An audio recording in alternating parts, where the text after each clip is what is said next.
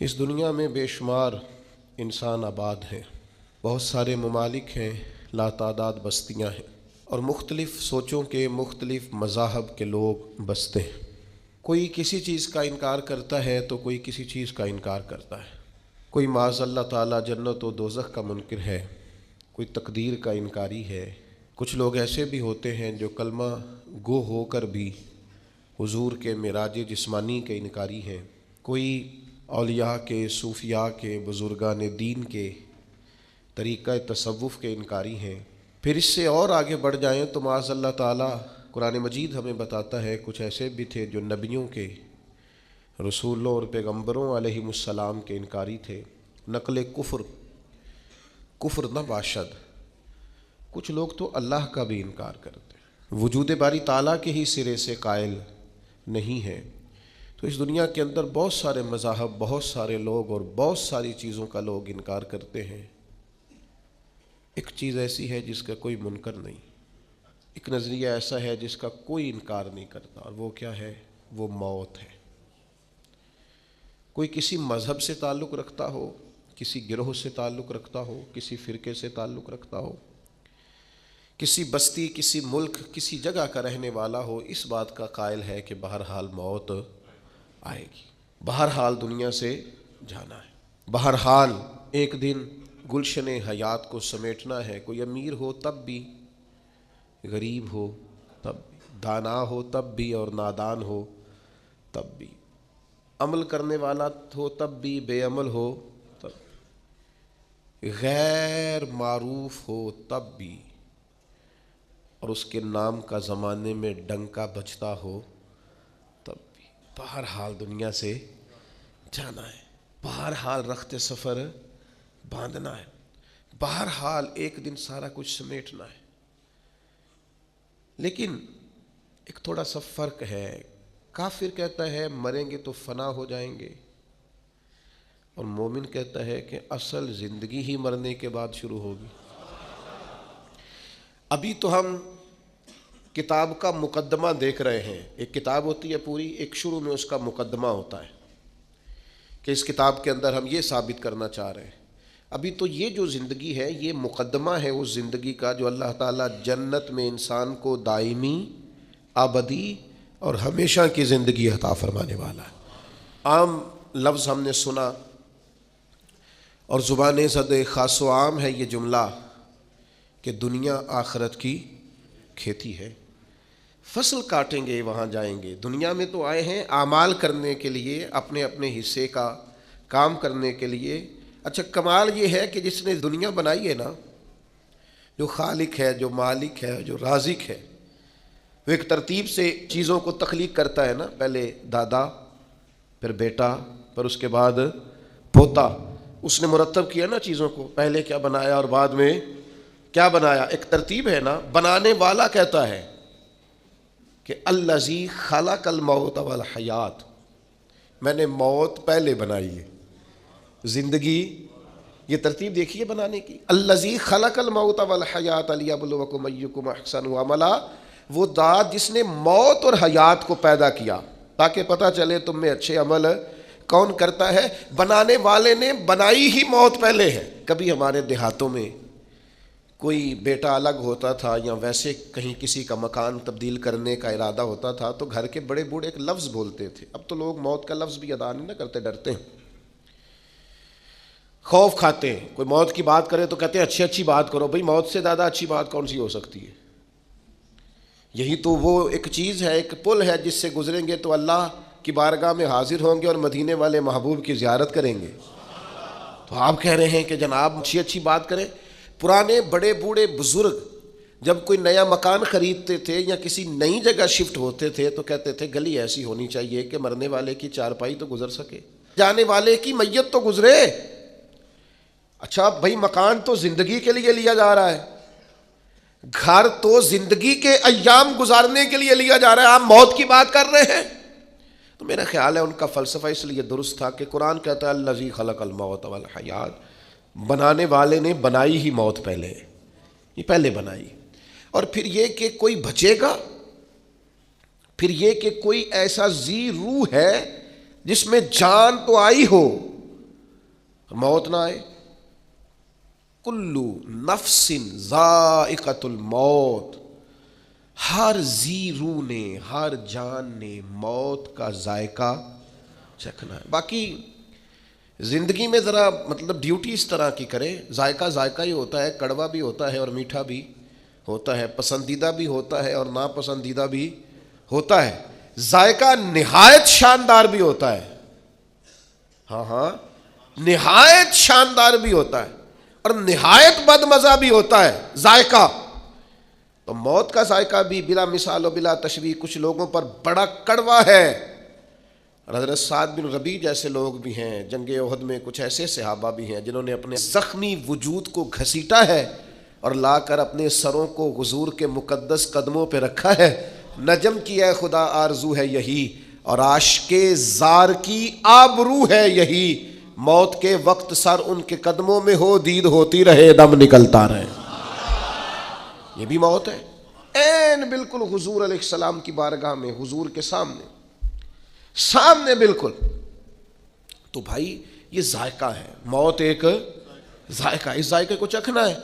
تو جو ذائقہ دنیا میں جس طرح کے اعمال کریں گے، آخر میں ذائقہ بھی اسی طرح کا نصیب ہو جائے گا. پھر ایک بات اور ہمیشہ ذہن میں رہے کہ موت کا وقت مقرر ہے. حضرت مولا علی شیر خدا رضی اللہ تعالیٰ عنہ سے کسی نے کہا کہ آپ اپنے ساتھ کچھ گن مین کیوں نہیں رکھتے؟ اچھا یہ بھی سن لیجئے، گن مین رکھنا کوئی ناجائز نہیں. ایسی باتیں سن کے بعض لوگوں پر تنقید بھی کر رہے ہوتے ہیں. صحابہ نے خود تلواریں لے کے حضور کے خیمہ نور کا پہرا دیا ہے. یعنی کچھ چیزیں ایسی ہیں جن کو ہم توکل کی اصل حقیقت کو ہمیں سمجھنا چاہیے. صحابہ نے خود حضور کے جب بہت زیادہ خطرہ بڑھ گیا یہودیوں کی طرف سے، تو حضرت مولا علی تلوار لے کر حضور کے خیمے کے باہر بیٹھا کرتے. حضرت سعد بن ابی وقاص نے پہرا دیا. اگر کسی شخص کو کچھ ایسے مسائل ہوں تو اس کے لیے یہ ناجائز نہیں. ہاں شوق بعض لوگوں کو بہت ہو گیا ہے کہ میرے ارد گرد گن مین ہو، تو یہ شوق ٹھیک بہرحال نہیں ہے، یہ تصنع ہے، دکھاوا ہے. لیکن حضرت مولا علی شیر خدا نے ایک اور فلسفے میں موت کی حقیقت کو کھول کر بیان کیا. کسی نے کہا کہ آپ کو بہت خطرہ ہے تو آپ کچھ حارسین ساتھ رکھ لیں، کچھ سپاہی ہونے چاہیے تلواریں لیے. تو مولا کائنات رضی اللہ تعالیٰ عنہ جانتے تھے کہ قرآن حکیم نے فرما دیا ہے سورہ اعراف کے اندر کہ ہر گروہ کا ایک وعدہ ہے، اور جب موت کا وقت آئے گا نہ ایک گھڑی آگے ہوگی نہ اور ایک ساتھ پیچھے ہوگی. تو مولا کائنات رضی اللہ تعالیٰ عنہ قرآن حکیم کے اس ارشاد کی روشنی میں فرمانے لگے تم مجھے کہتے ہو محافظ رکھ لو. موت خود سب سے بڑی محافظ ہے، وقت سے پہلے آتی نہیں. اللہ نے طے کر دیا ہے کہ جب آئے گی نہ ایک ساتھ آگے ہوگی نہ ایک ساتھ، یہ اپنے وقت پر آئے گی. اس کا ٹائم مقرر ہے، اپنے وقت پر، طے شدہ وقت پر موت بہرحال آئے گی. اور یہ آئے گی اور اپنا کام بھی دکھا، اور پھر اس کا وقت بھی مقرر ہے اور جگہ بھی مقرر ہے. دعا کرو نا مدینے میں آ جائے، بیت اللہ شریف کے سامنے آ جائے، یہ کرم ہو جائے نا. حضرت عمر رضی اللہ تعالیٰ عنہ دعا مانگتے اور اکثر فرماتے اے اللہ ایک تو موت شہادت کی عطا فرما، اور دوسری موت حضور کے شہر میں عطا فرما. بڑا مذاق بناتے ہیں بعض چیزوں کا لوگ. آپ کسی کے دعا مانگنے پر اعتراض کر رہے ہیں. کچھ اخلاقیات بھی ہوتی ہیں. آپ کے ہاتھ میں اگر کچھ چیز آ گئی ہے رائے کا اظہار کرنے کے لیے تو کچھ اخلاقی جذبات بھی ہوتے ہیں. ٹھیک ہے کوئی بات قابل تنقید ہے تو آپ تنقید کریں، لیکن ایک شخص نے شہادت کی دعا مانگی، آپ نے تنقید کر ڈالی. سیدنا فاروق اعظم نماز پڑھا رہے ہیں، میدان جنگ میں نہیں ہیں، مسجد میں ہیں، جماعت ہو رہی، نماز پڑھائی اور اس میں دعا مانگ رہے ہیں اے اللہ، اور یہ بخاری میں موجود، اللہم ارزقنی شہادۃ فی سبیلک، اللہ مجھے اپنے رستے میں شہادت کی موت دے. تو اب کسی نے نہیں کہا کہ آپ مدینے سے نکلیے، باہر جائیے، جہاد کیجیے، شہادت ملے گی. حضرت عمر تو ساتھ مشروط کر رہے ہیں، عرض کر رہے ہیں مالک اگر کرم ہو جائے، اس دعا میں ساتھ شامل کر رہے ہیں کہ مجھے باہر نہیں جانا، اللہ موت بھی اپنے نبی کے شہر میں عطا فرما. یہ جملے تو بخاری میں ہیں، شارحین حدیث نے لکھا ہے، ان کی اپنی صاحبزادی جو ام المومنین ہے سیدہ حفصہ رضی اللہ تعالیٰ عنہا، وہ عرض گزار ہوئیں، عرض کرنے لگی امیر المومنین مدینہ منورہ میں تو کوئی ایسی جنگ نہیں ہو رہی اور آپ مدینے میں شہادت مانگ رہے ہیں. تو یہ ہے عمر. فرمانے لگے بیٹا جب رب چاہے نا تو پھر شہادت اس شہر میں بھی نصیب ہو سکتی ہے. پھر حضرت عمر پر نماز پڑھاتے ہی حملہ ہوا, انہیں شہادت بھی ملی, حضور کی مسجد نبوی میں ملی, حضور کے شہر نور میں ملی. اس دعا کو لوگوں نے قبول ہوتے دیکھا, اور کرم بالائے کرم یہ ہے کہ انہیں دفن ہونے کے لیے جگہ گنبد خضرا میں نصیب ہوئی. یہ کرم بالائے کرم دیکھو. آخری ویلے میریاں اکھیاں رات تکنا ہے تیرا, تیرا تے سجنا کچھ بھی نہیں جانا, گر جے پا جائیں پھیرا, جے تو سر تے آن کھلووے نا تے چلو پردہ رہ جائے میرا, تے سوکھا نکلے ساوے ظہوری جے ویکھ لواں رخ تیرا. اگر ایسا کرم ہو جائے تو پھر بڑی بات ہے. کرم ہو جائے ایسا تو ہوں گیا. جناب عمر کی دعا مقبول ہوئی. تو جس طرح موت کا وقت مقرر ہے, اسی طرح موت کی جگہ بھی مقرر ہے. وہ بڑی معروف روایت ہے مصنف ابن ابی شیبہ میں. ابن ابی شیبہ کہتے ہیں کہ حضرت سلیمان علیہ السلام کے پاس ایک نوجوان بیٹھا تھا, تو وہ لکھتے ہیں کہ حضرت اسرائیل علیہ السلام حاضر ہوئے اور بڑا گھور گھور کے اس نوجوان کی طرف دیکھا. وہ کہاں؟ فلسطین کے علاقے میں بیٹھے. تو تھوڑی دیر کے بعد حضرت اسرائیل علیہ السلام تشریف لے گئے. تو جناب سلیمان علیہ السلام سے وہ نوجوان کہنے لگا, یہ کون تھے جو مجھے گھور رہے تھے؟ فرمایا جناب اسرائیل ہیں. کہنے لگا حضور مجھے تو ڈر لگنے لگا, ہوا کو حکم نہیں دیتے مجھے سرزمین ہند میں پہنچا دے.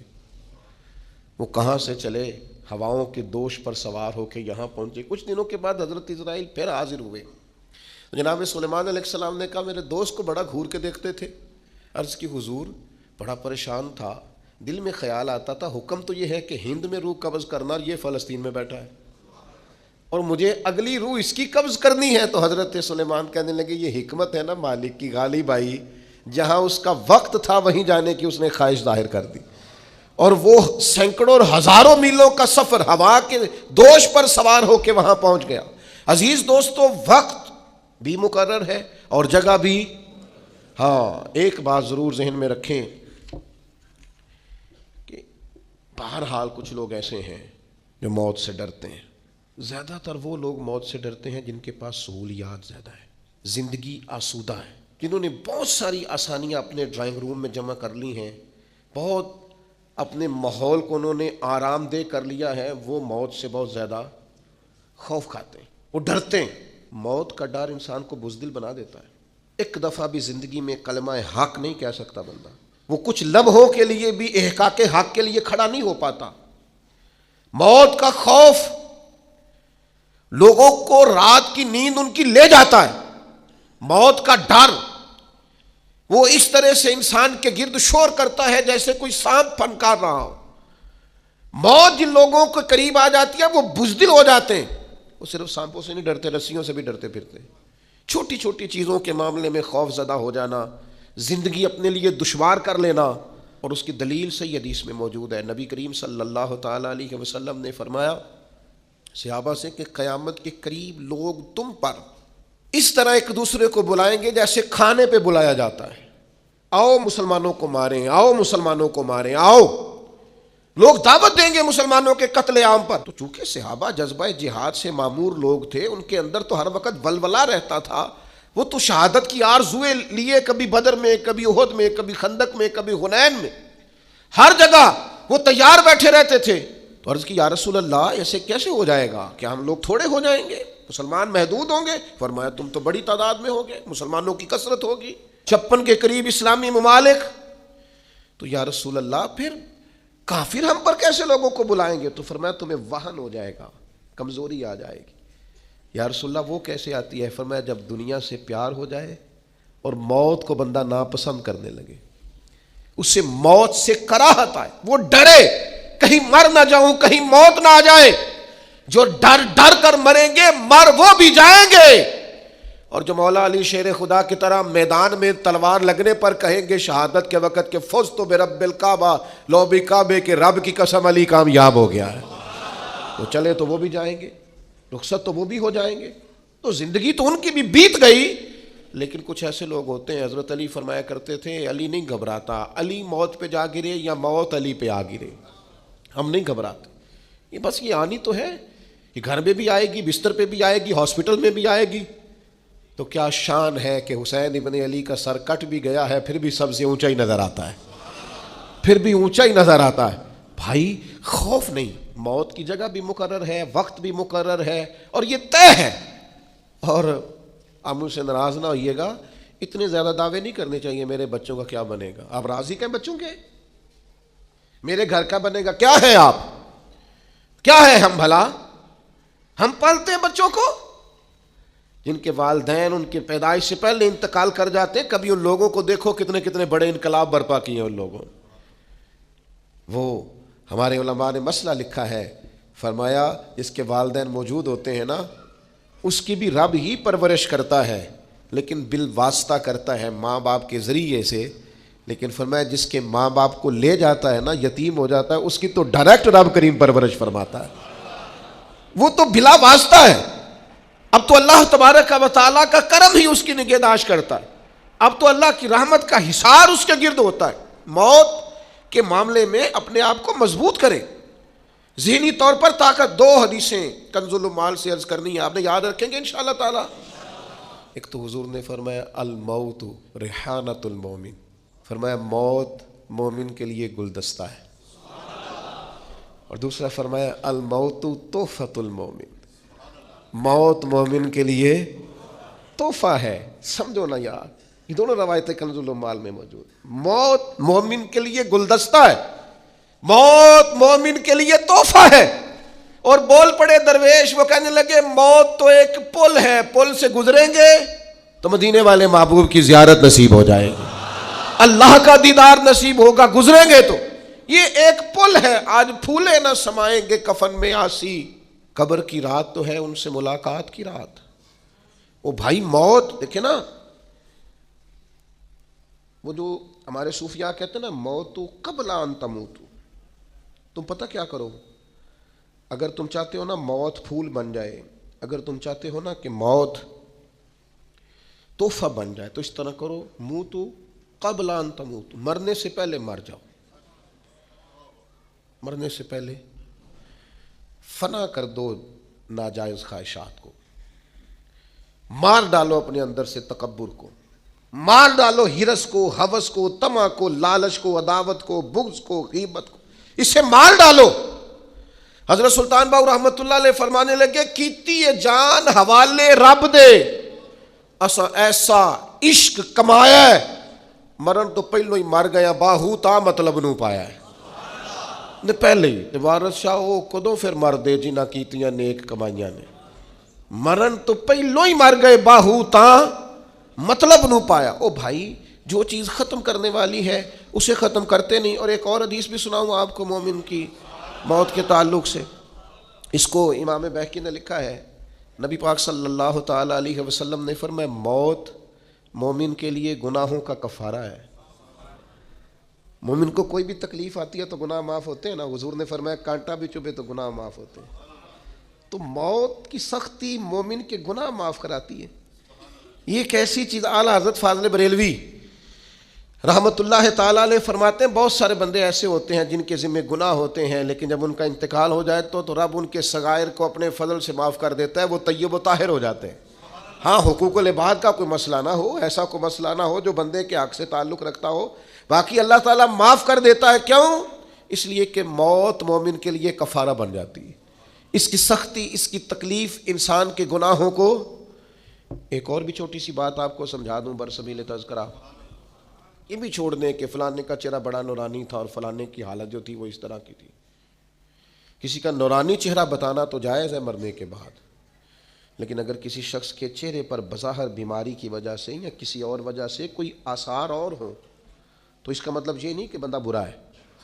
یہ ہم اپنے سے بھی طے کر لیتے ہیں نا چیزیں، یہ انداز بھی درست نہیں ہے، بلکہ ہمارے فقہاء نے لکھا ہے غسل دینے والے پر ضروری ہے کہ اچھی بات دیکھے تو بتائے، اور اگر کوئی ناگوار بات دیکھے تو چھپائے۔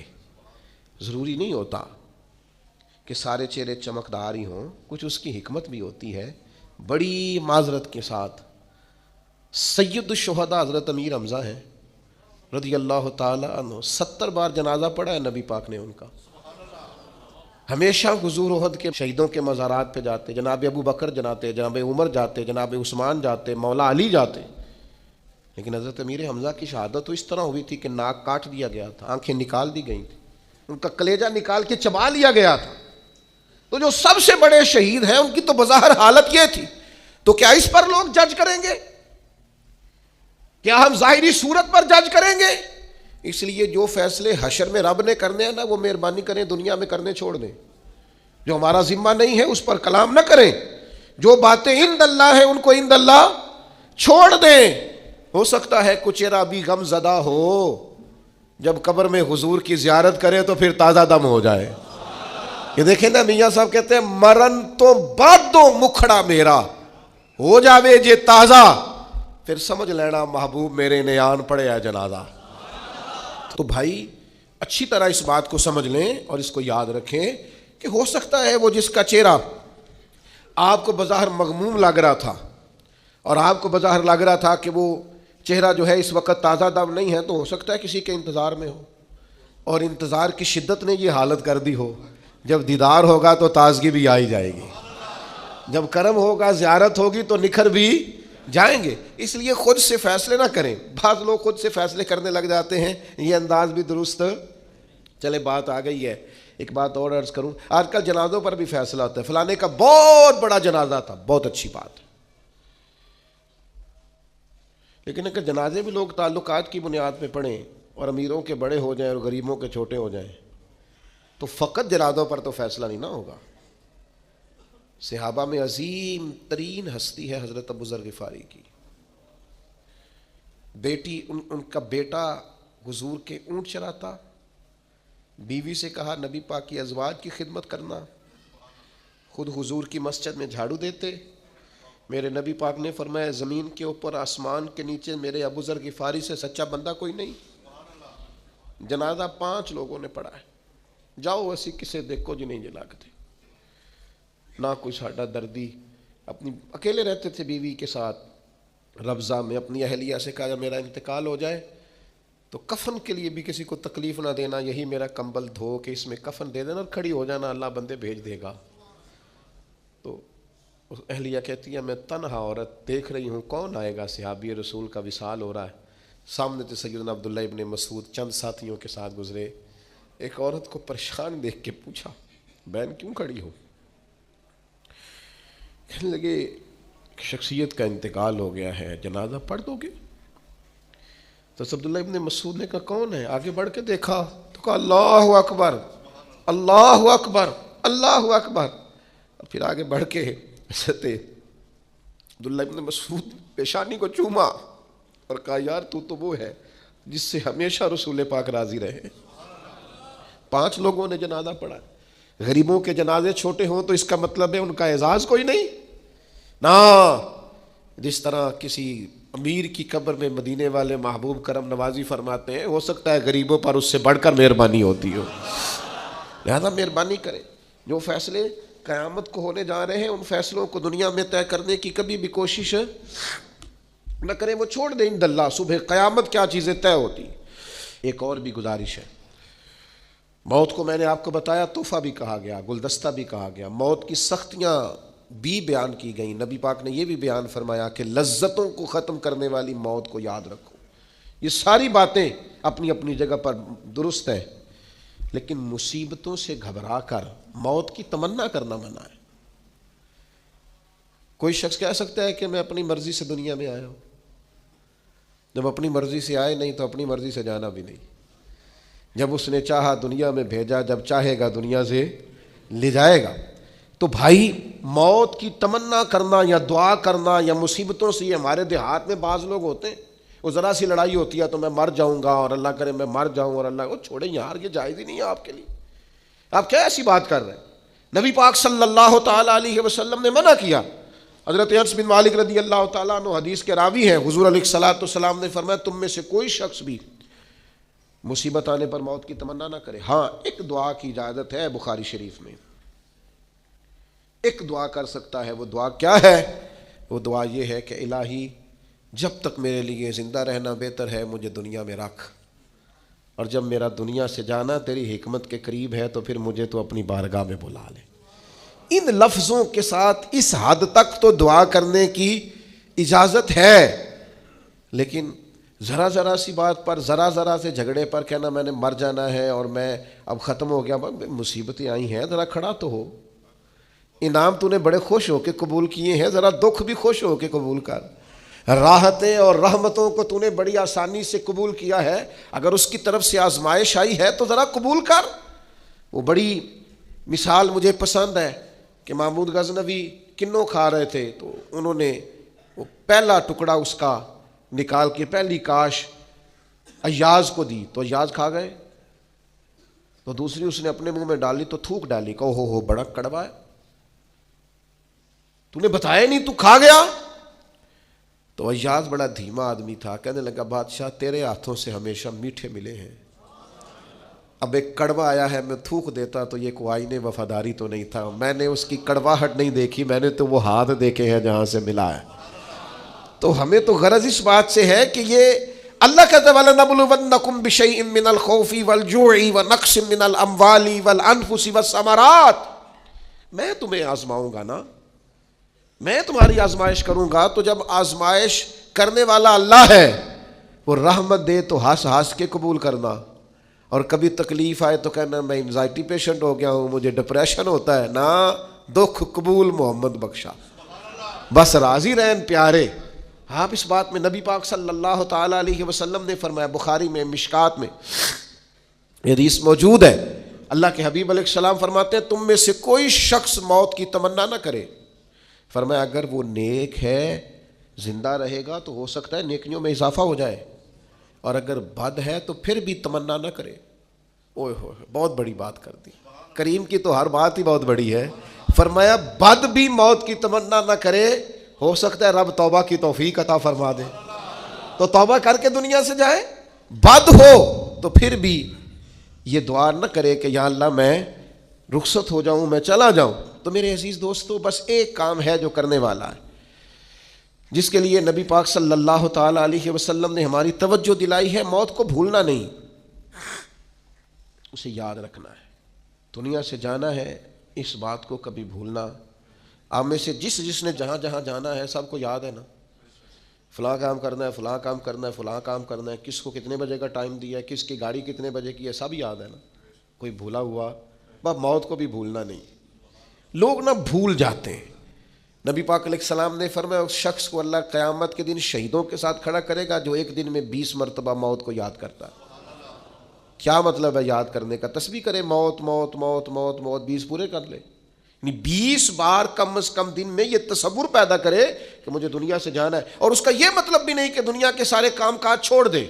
معنی یہ ہے کہ دنیا کا کوئی کام کرنے سے پہلے بھی سوچ لے مر میں نے جانا ہے. نہ میں رشوت لوں گا، نہ بددیانتی کروں گا، نہ جھوٹ بولوں گا، نہ غیبت کروں گا، نہ کسی کو تکلیف دوں گا، نہ میں کسی کا حق ماروں گا، چونکہ میں نے تو مر جانا ہے. 20 بار یہ تصور جمائے تو شہیدوں کے ساتھ کھڑا کیا جائے گا. معنی کیا ہے کہ 20 بار جو یاد کرے گا وہ تو چھوڑ دے گا گناہ، اس کی تربیت ہو جائے گی، اسے خیال آئے گا کہ میں مہمان ہوں. اور کس طرح اپنی آخرت کو یاد کرے. حضور علیہ الصلوۃ والسلام نے فرمایا صبح ہو جائے تو رات کا انتظار نہ کرنا، اور رات ہو جائے تو صبح کا انتظار نہ کرنا. یہ نہ سوچنا کہ دن چڑھے گا، بس تم خیر کر گزرو، نیکی کر گزرو. ایک بات صرف ذہن میں کبھی نہیں بھولنی، الایمان بین الخوف والرجاء. ایمان کی تعریف یہ ہے کہ خدا سے ڈرتا بھی رہے اور اللہ کی رحمت کی امید بھی رکھے. ہمیشہ اعلیٰ گمان رکھیں اپنے رب سے، اعلیٰ ترین گمان ہو، کمال. حضرت سیدنا انس بن مالک رضی اللہ تعالیٰ عنہ بیان کرتے ہیں، امام ابن ماجہ نے اس کو نقل کیا ہے، فرماتے ہیں کہ نبی پاک علیہ السلام ایک بیمار کی تیمارداری کے لیے تشریف لے گئے تو حضور نے فرمایا بھئی تیری کیفیت کیا ہے؟ اس نے کہا حضور اپنے گناہوں سے ڈرتا ہوں اور اپنے رب کی رحمت کی امید بھی بڑی ہے کہ وہ کریم بڑا ہے، معاف کر دے گا. بیمار تھے، علیل تھے، گناہوں سے ڈرتا ہوں پر اس کی رحمت پر امید بڑی مضبوط ہے. تو حضور وہاں سے نکل رہے تھے تو صحابہ اکرام علیہم رضوان سے فرما رہے تھے یہ جس بات کی امید رکھتا ہے نا وہ بات اسے ضرور ملے گی. یعنی اللہ تعالیٰ اس پر رحمت فرمائے گا. اور حضور فرمانے لگے جس چیز سے ڈر رہا ہے نا اس سے محفوظ رہے گا. یعنی اسے ڈر ہے نا کہ گناہوں پر سزا ملے گی تو انشاءاللہ یہ اس سے، میرے عزیزو اپنی موت کو یاد رکھنا ہے، اپنی آخرت کی تیاری کر کے رکھنی، اور وہ تیاری رازدار قسم کی ہو۔ وہ تیاری لوگوں کو نہیں بتانی کہ میں سویرے سحری میں اٹھتا ہوں اور میں نفل پڑھتا ہوں اور 14 عمرے کر چکا ہوں، شکر ہے اللہ نے 3 دفعہ آج پہ بلایا ہے۔ یہ لوگوں یہ تیاری ہے آخرت کی، یہ بتانی نہیں کسی کو۔ ان اللہ جو معاملات ہیں ان میں تیار رہیں، ذہنی طور پر، فکری طور پر، اور کوئی مطلب اس کا نہیں ہے کہ سارے کاروبار حیات چھوڑ کے مسجد میں بیٹھ جائیں۔ بس جہاں بیٹھیں یہ یاد رکھیں دنیا سے جانا ہے، جو کروں گا دیانتداری سے کروں گا، اللہ سے ڈر کے کروں گا، اپنی موت اور حشر اور آخرت کے لیے تیار رہیں۔